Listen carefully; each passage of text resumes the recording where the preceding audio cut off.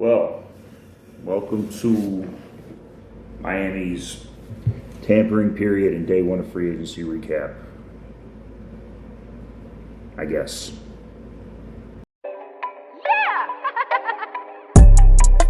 This is a Miami Sports Music Podcast Network production. Be sure to visit us at miamisportsmusic.com/podcast. And be sure to follow us on Facebook, Instagram, and Twitter at Miami Sports Music. Now sit back, relax on whatever listening device you are on, and enjoy the Miami Sports Music Show. Alright. So, overspending free agency is never a great idea. Right? Spending the right amount for the right player, it's a hard thing to do. It's a calculated formula. So I'm glad we're not overspending for the wrong people. That being said, I was really hoping for a little more here. And I don't need flash, right? I need to address positions, right? I need to address problems that we have on the team. So there's a couple holes we got. Now, after the Bernard McKinney trade, which we can talk about a little later, we're talking about a recap of free agency here right now. The hole has moved from the inside linebacker position to the outside linebacker positions. In 3-4, for those of you that don't really understand this scheme and terminology, you typically have a right outside linebacker and a left outside linebacker that, depending on how you want to use the scheme, play the edge, play the run. Sometimes you get a pass rusher in those situations. Our scheme is really more designed, especially what we got now, to kind of collapse the pocket from the inside and bring the pass rush straight up the middle. Having somebody that could rush outside could not hurt, but that's a major hole right now, right? Both are outside linebacker positions. Safety's another one. We've yet to upgrade really to one of our safety positions. I'll talk a little bit about this in a second. Still, we have a hole at center, running back, and a lot of people are going to tell us receiver, so try to keep them happy. We'll talk about receiver too. So first things first, there were some rumors that came out that Miami had a couple players set up for deals that they were making the players keep quiet about during the tampering period. So I don't know what that's about, but it doesn't look like it's true. So we're going to kind of ignore it for now because we've had the legal tampering period over with. Free agency's officially started in like 7 hours now, 8 hours now. And I tried to hold out to make this because I was hoping to see some moves here, and we haven't had any yet.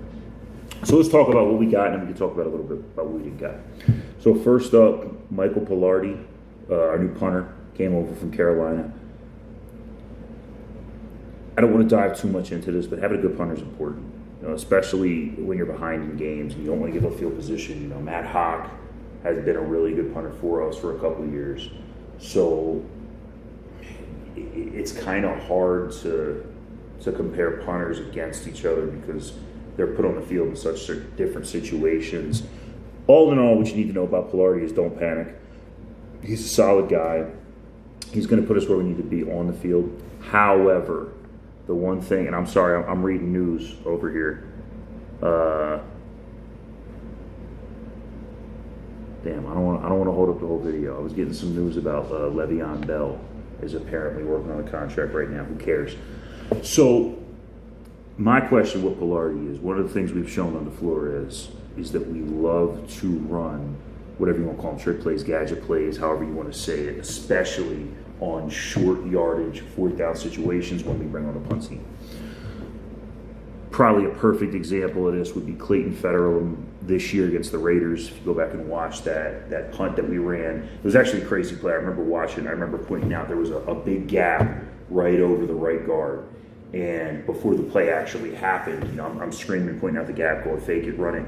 And the D lineman, I don't know who it was, shifts over and fills the gap. And oh no. We ended up snapping it to Federer anyway. He does a crazy kind of spin move and takes off upfield, huge gain. So awesome. It was a great play. But think about like the Mountaineer shot, the play that helped us beat the Eagles under Brian Flores' first year. That was Hawk and Sanders, right? Like, hopefully speaking, we can get this guy up to speed. I don't really know much about what his history is when it comes to stuff like that. So Miami's going to continue to run those type of plays, hopefully, because they're awesome. They put us in good situations. Hopefully we can get this guy up to speed. But at the end of the day, I know you guys don't care about a punter. You don't listen about a punter. It's important. Just know that I'm not too upset. I think this guy's going to put us in a position to win. Now, Jacoby Brissett. Jacoby Brissett, for those of you who don't know, is going to be our backup quarterback. He's going to be backing up Tua.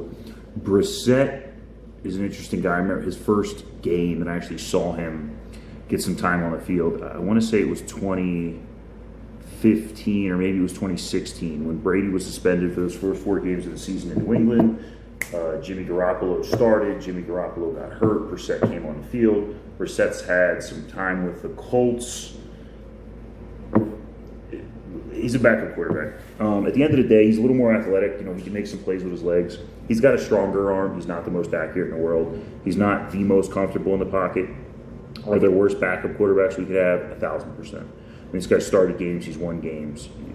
He's played well in some circumstances. He's definitely not the level of player that's going to be challenging for his job. And let's be honest, that was kind of the point, right? This year is all about Tua. We want to dead all those rumors, and really, I think this move does that, of potentially going out and trading for a quarterback or drafting a quarterback or whatever it is. You're bringing a guy like Brissett for $5 million a year to sit behind Tua. There is no threat of Tua losing his job to this guy. So take that for what you will. Hopefully we're never in a position where Tua's hurt and this guy has to come on the field. But in the event that he does, he's a solid quarterback. If our running game comes together, if we keep getting production out of our tight ends like we did this year, our offense will be okay. We're going to have to rely a lot more on our defense and special teams to step up if Brissett ever has to take on the field. But at the end of the day, don't worry about Jacoby Brissett. The Jacoby Brissett signing is strictly a flag to show you that Tua is your quarterback. So if you don't have the Tagovailoa jersey yet, go get one. Support our boy, or of course just buy some what was Shula do gears, DWA Gear. But Tua's our guy. Take that Tua negativity, take it elsewhere, get it off the Miami sports music site. Definitely get it away from me. Anyway, moving on. Ethan Carter, tight end, fullback, hybrid, H-back kind of guy. If you're a college football fan, that's the terminology to use, H-back. For Dolphins fans that are maybe a little older, think like Chris Cooley style of guy. So we don't have a fullback on the roster. Chandler Cox is gone. I'm going to get into this in a second, but we didn't have a running back on the roster last year that was really good in some of those short yardage situations. Think about Christian Wilkins coming in the goal line, which I hope keeps happening. But when it came to those short, we need a battering ram, powerful guy situations, we really didn't have that. So this guy will be good for those situations for sure. For some of the blocks where we need to get a running back in behind him. Think of some of those play actions that Tua likes to do where he rolls really quickly right to the left-hand side. A guy like this could be used in some of those situations. He could be the blocker. He could be the guy taking a handoff. He could be the guy, doing that little cut route for a short pass if you need to get 2-3 yards on it.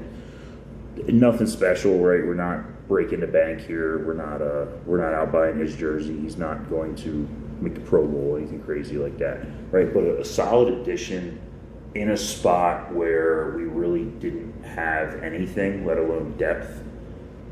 Cool. It's not a bad signing. It's a good signing. I'm sorry for my lack of enthusiasm over it.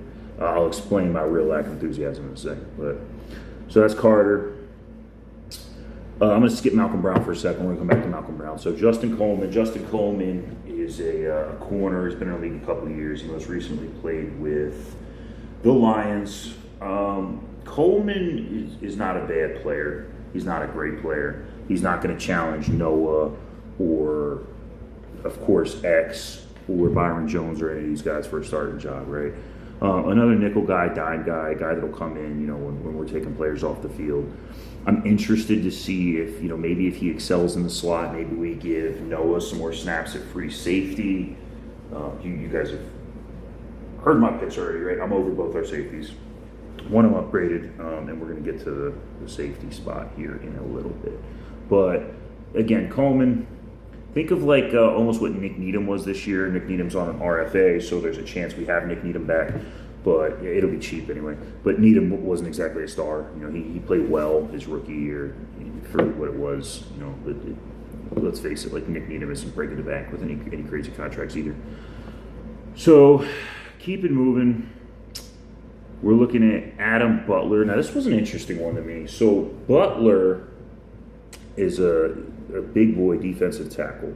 Spent the last couple of years at New England. We brought him in for about $4.5 million. So not a crazy dollar amount, which should think, right, that we're not going to unseat anybody here. So I'm interested to see what kind of rotation our D-line actually looks like. Sealer came on strong last year. Of course, you guys know I love me some Raekwon McMillan and Christian Wilkins. But think about like Devon Godshaw, who's now with the Patriots. Raekwon Davis didn't really get his opportunity until Godshaw got hurt. And I think this is really going to be more of a depth signing, if anything. We are going to bring guys on off the field, right? It happens. People get tired, longer drives, whatever it is. So this is actually a good signing. I know a lot of people are scratching their heads, and I was too when I first saw it, because it was like, what? Like, why are we looking at bringing in, and really any of these guys, but specifically, why are we looking at bringing in a D tackle when it's probably, I would argue, our deepest position, right? Like Raekwon Davis was amazing last year. You guys know I'm a huge Christian Wilkins fan. Sealer played well, but overall, just seeing the signing, you kind of scratch your head a little bit. Don't worry about it. Butler's going to be a contributor for sure. Actually, probably one of the better players that we did sign so far in the last couple days. So don't stress it. No one's losing their job. We're not moving on from Christian Wilkins or Raekwon Davis. But look for Butler to hopefully make some plays, especially maybe in some of the short yardage situations where we want to bring all those guys on the field at the same time. Think like 3rd and 1, stuff like that. So moving on, Robert Foster. Now, Robert Foster's an interesting one. So to me, the Robert Foster signing really tells us something. So a lot of the rumors, of course, were flying around about receivers. So most of the big-name receivers have already gone off the board. There's still a few left.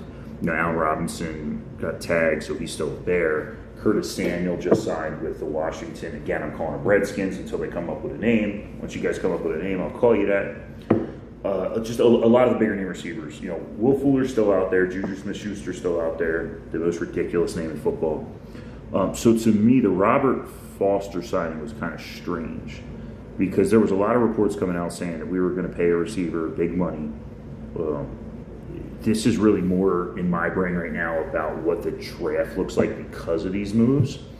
But the report came out today, Albert Wilson, Allen Hurns are definitely in the team's plans this year. So we're looking at a situation where we still have Preston Williams, Devontae Parker, Albert Wilson, Allen Hurns, Jakeem Grant, Robert Foster now, and then you include guys like Malcolm Perry, like Lynn Bowden. It's a crowded room. So when we start to look at the top of the draft, and receiver, after some of these moves, may very much be in play, especially if you trade back and stay, in the top 10, top 15 of the draft, it begins to scratch some heads kind of. They can obviously get rid of Bowden, get rid of Perry cheap, right? They were lower round picks last year. But to bring this guy in, especially considering, you're going to keep Hurns, you're going to keep Wilson, Parker, Preston, all these guys, and there's still rumors floating around there about a big name receiver. I'm interested to see kind of what the plan here is. Now, to give you a little bit of info about Foster, because everyone's drooling over receivers right now. Robert Foster came in the league as an undrafted free agent. He's been in the league two years now, just a handful of years. So he played with Tua at Alabama, right? So he's a young kid. He only has about 650 yards to his name for his career, but his familiarity with Tua could be a big help, especially if we have not a shorter offseason because we're going to have a regular offseason this year, but if things come up like limited practices, limited OTAs, like any of that stuff because of COVID protocols or whatever happens. So I'm interested to see. This is to me. In my mind, I'm an idiot. I can't speak anymore. The Dolphins scratch my brain today. This is going to be one of the more interesting players if he actually even ends up making the roster. But I'd love to see what kind of that Alabama connection brings. I mean, think about it. There's still a chance that a guy like Jalen Waddle or Devontae Smith can play, which means Tua would have multiple guys that played with him at Alabama, which should definitely help his familiarity. So, cool. I'm with it.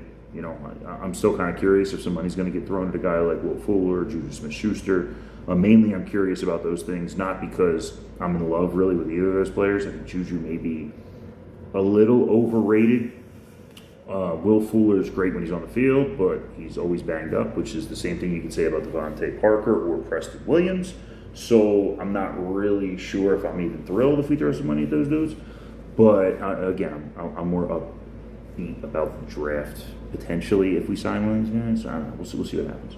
So to me, the guy that really kind of sticks out on this free agent list is the guys that we're going to skip a couple minutes ago, and that's Malcolm Brown. So Malcolm Brown, running back, came over from the Rams. For those of you not super familiar, a couple of years ago, the Rams were in the Super Bowl. They had Todd Gurley and, the guy whose name I can't remember, who played for the Broncos and then left to go play for Detroit for a little bit. C.J. Anderson, thank you. Were their two running backs. So C.J. Anderson kind of came in as more of like the relief guy, like the big bowling ball power guy, in lieu of Todd Gurley. After C.J. Anderson left, Malcolm Brown kind of stepped into that role, and then of course, Todd Gurley's been gone. So Malcolm Brown was actually going to be, the guy ahead of Cam Akers last year. Cam Akers, a lot of Miami people watching this, Florida State guy, I know you hate him, came on strong as a rookie last year. He came on, he played well. But early in the year, Malcolm Brown was going to be the lead guy. So the Rams kind of, the offense wasn't what it used to be last year. They had some injuries. Goff's gone. We know the unfortunate story there. But Malcolm Brown is definitely a power running back. Now, he has averaged more than 4 yards a carry for his career with the Rams. Now, I don't want you to get too wrapped up in those numbers because the Rams run the ball great. Like, their receivers run the ball more than anybody in football. But here's what is going to be important about Malcolm Brown. We still need to draft a running back to be a true number one running back. I want to make that very clear. This Malcolm Brown signing helps that out a lot, and it's going to help our running game a lot. But this is not the answer, right? This is not necessarily a Band-Aid either. I'm going to explain why in a second. But this is not the running game solved. Najee Harris, Travis Etienne, Javonte Williams, they're all out of the equation. No. Let's be very clear. What's going to happen here is Miami still needs to draft the number one running back. Now, Myles Gaskin is going to remain on the team. Malcolm Brown is going to remain on the team. And here's what those roles look like. You have a number one guy. That guy needs to get, even as a rookie, 20, 25-ish total touches a game, right? Hopefully most of those on the ground, maybe a couple through the air. Malcolm Brown and Myles Gaskin have two very different skill sets. So this is going to be a little X's and O's talk for those of you that really never played football or might not know the game as well. There are situations where you want one style of running back on the field, and there are situations where you want another. You hear the term sometimes third down running back, right? What that third down running back really needs to be is a guy that can pass block if your quarterback is dropping back to pass, or a guy that could potentially go out there and catch a couple balls. And not only catch them, but turn them upfield, right? Think of the Raiders game this year, right? Everyone loved the Raiders game. Think of Myles Gaskin's long touchdown, where he kind of ran that little out route. I'm going to draw it on the screen for you real quick, right? He kind of ran that little out route, stopped, went this way, turned around when he caught the ball, and then took it upfield, right? Those are the things Gaskin can do that a guy like Malcolm Brown necessarily can't do, right? So Gaskin needs to remain on the team for the screen plays, for the little short outlets, right? For the plays where when we bring him on the field, the other team is nervous. Hey, we might actually be throwing it to him, right? So they may change their scheme up a little bit. Now, Gaskin can also take some handoffs, right? He can do those long kind of stretch plays out of the shotgun formation or the pistol formation. More importantly, he can stay in pass block when needed.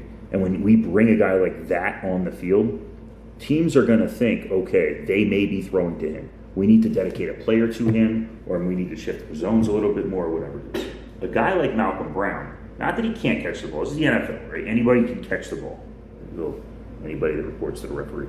But these players, anybody can catch the ball. Me and you can catch a ball, right? It's not that it's impossible, right? But a guy like Malcolm Brown, that's not what you bring him on the field to do. You bring Malcolm Brown on the field to carry the ball between the tackles, right? So again, for those of you that aren't super familiar, when you line up those offensive linemen here, right, and your quarterback takes the snap, there are running backs that want to run behind these guys, right? Downhill runners, as you sometimes hear them referred to. And then there's running backs that have the agility, the athleticism, the talent, and they want to run kind of outside, right? Malcolm Brown's not that guy. So you're going to bring Malcolm Brown on the field on a first down situation, on a second down situation. You're going to bring Malcolm Brown on the field when you run the ball, or at least you want the other team to think you're running the ball. But when you got a guy that can consistently get you over 4 yards a carry, there's a reason that's a formula for success, right? If we can get 10 yards on 3 downs, we got a first down. We're going. So a guy like this is going to help us out in the beginning of games. It's going to help us out when we're up and we want to grind out some clock. He's going to help us out in those short yardage situations, right? When it's 3rd and 1, 3rd and 2, and we don't necessarily want to put Tua back there to maybe get his head taken off as we would like in a longer passing situation because we need more yards, right? When we can consistently move the ball through these short methods, a guy like this is super important. And I know some of you are going like, yeah, wait, no shit. Sorry, Steve, I'm going to put money in the swear jar. But, I try to break some of these things down for us, some of these Dolphins fans that maybe are not necessarily as X's and O's savvy about the game. So the thing about rookies, right, when I'm talking about drafting a rookie running back, is that they come from a very different environment, right? College seasons are much shorter. There's usually a lot less traveling, right? Like your average college season, 12 games, maybe 13 if you have a bowl. They don't necessarily have the preseason, right? And they don't necessarily have some of these trips like, Miami to Seattle, the longest trip in football right now. We fly a lot up and down the East Coast. There's a lot that goes into it. Some of these rookies are just not conditioned for this. And you can tell this by, when you watch NFL games, a lot of rookies that start from day one in their first season, obviously first season are a rookie, but when they're a day one starter, they tend to kind of slump a little bit in December, right? And it's just because their body's not used to that big of a workload, right? They go, cool, they're young, fresh, September, they're grinding in October, they're kind of starting to teeter off a little bit at the end of November, and then boom, you still have another month of football, hopefully more, because we're going to be a playoff team. So you don't want to overload a kid like that too early, but at the same time, when it comes to running backs, you want to use them early and use them often because the shelf life of a running back in the NFL is just not super long. It's just not. Like, you don't see running backs over 30 the way you do offensive linemen and quarterbacks and receivers and defensive linemen and linebackers. So this will go back to a Najee Harris, Travis Etienne, Javonte Williams conversation, probably in the next couple of weeks when all this free agency stuff dies down. But our ideal game plan from here on out should be a young guy getting 20, 25 touches a game. A guy like Brown coming in and getting 10, maybe more on the ground. Maybe even in the beginning of the year, or maybe even down the stretch if we started working from the beginning of the year, maybe a little more for Brown, right? Split the ball up a little more, especially on some of those more hammering, running plays. And then a guy like Gaskin. When I think of Gaskin, what I'm really thinking is he's going to touch the ball at a lower percentage versus when he's on the field than some of these other guys, right? Like when you bring a guy like Brown or a rookie on the field, there's a pretty high chance they're going to touch the ball when they're on the field that play. Gaskin, maybe not so much. Again, he might run some routes that he doesn't necessarily get targeted. He might stay in a pass block a couple times. I don't picture Gaskin having a lot of carries from here on out, right? He'll have some, of course, but he is going to be more of a pass catching back for us, or that third down back I kind of explained about a little bit earlier. So, all that being said, let's check the feed right here and see if any news happened while this was going on. But I'm not really seeing much, which has been the story of our life the last couple of days. So let's get to kind of the angry part. So we're gonna skip over wide receiver. I already rambled a little bit about that. First and foremost, center, right? Rodney Hudson, a really good center for the Las Vegas Raiders, just got traded to the Arizona Cardinals. So the Cardinals got Hudson and a 7th-round pick in exchange for a 3rd. I would have gladly given up a 3rd-round pick for Rodney Hudson. So we dropped the ball there. We should have been involved. We should have been reaching out. Now, one of the reasons that we didn't, Ted Karras, our guy that we brought over from New England last year, is gone. He's back to New England. And we've been targeting David Andrews, who was New England center this year. And reports came out early that we were going to jump on him.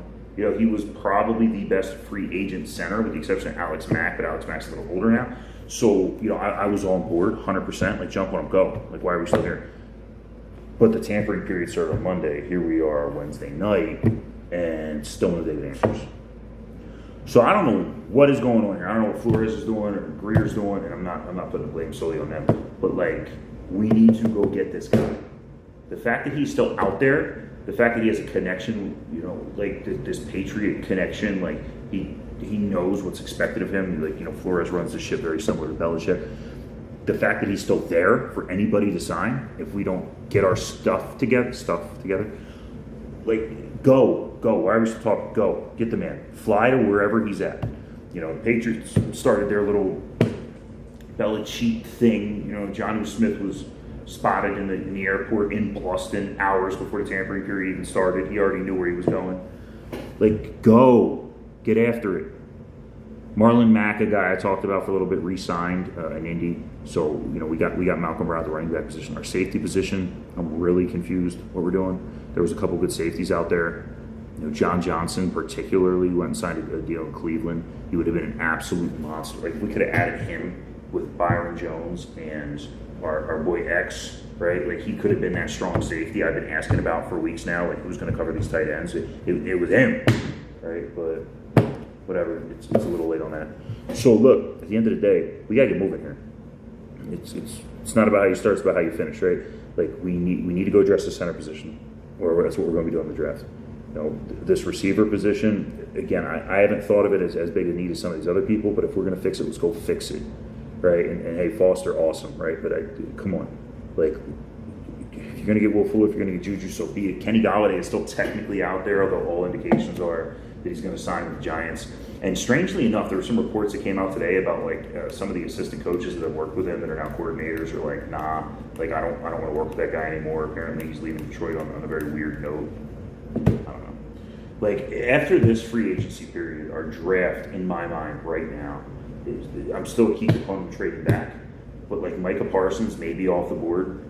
You know, the only way Micah Parsons is still on the board is if we're going to move Jerome Baker outside on one side and slide Parsons into that spot. But now keep in mind, we still have to extend Baker, and that still leaves another defensive end spot, or not defensive end, outside linebacker spot empty. Right, so we're going to have to address that. You know, maybe a Zaven Collins or something like that. You know, at 18. We still need to fix the center position, which again, David Andrews, like, I don't get why he's not a Dolphin right now. Like, go make that happen. But other than that, you know, I'll be honest, like, if Juju wants, like, Amari Cooper money, like $20 million a year, I'm not with it. You know, I don't know what Will Fuller wants, but if he wants, like, 15 or something, I'm probably not with that either, you know? So if that means trading back and trying to target, like, a Jalen Waddle at 10 or something, or in that range, something like that, like, cool, go do it. You know, make the fans happy. But we got to fix the safety position while free agency is still going on. You know, I don't want to just rely on the draft and hope we can get one of these guys, because at the end of the day, I think we need to upgrade both safeties. So that's my rant, y'all. I'm gonna go get drunk and hopefully watch the Dolphins sign a couple of people. We'll be back here next week with a little more in-depth analysis on like what we did right, what we did wrong from here to then, and then hopefully from there we can really start cranking up some of this draft talk. It's going to be the end of the month. You know, we're going to have about 30 days or so until the draft is here. We're going to be able to profile some more of these players. We might have to make a couple more of these videos weekly or whatever it is. But as always, like, shout out to the MiamiSportsMusic.com, all the great, you know, podcasters on there, all the great, you know, solo music. Shout out to Stephen D for putting the whole thing together. 305 Sports. You know, check out What We Shula Do. Check out our gear, all the links and stuff down there, whatweshulado.com, right on the bottom. Check out the DWA Gear. You can find all this stuff and all your Miami sports team gear right on the Miami Sports Music website. As always, y'all, if you appreciate and like everything we're doing over here, please like the videos, share the videos, subscribe to all the podcasters that are on here. Have some fun. Hopefully we're not back here screaming next week, although I got a feeling we might be. But we're going to step it up for sure. I can feel it in my bones. Flores and Greer know what they're doing. So, hey, in the meantime, fins up. We love y'all. Still no word on if there is going to be official, like, draft status in Cleveland, you know, fans welcome and all that stuff. But hopefully I have some more info for that, or on that for you guys next week here. So, as always, peace.